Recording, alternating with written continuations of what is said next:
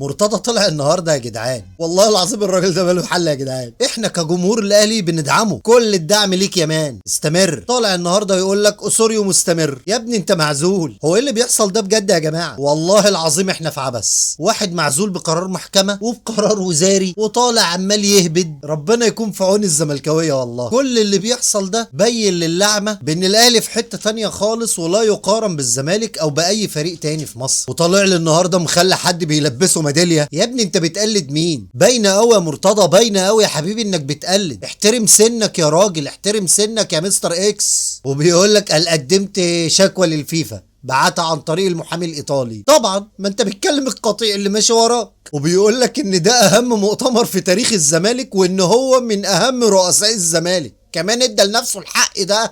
ضحك السنين والله، ضحك.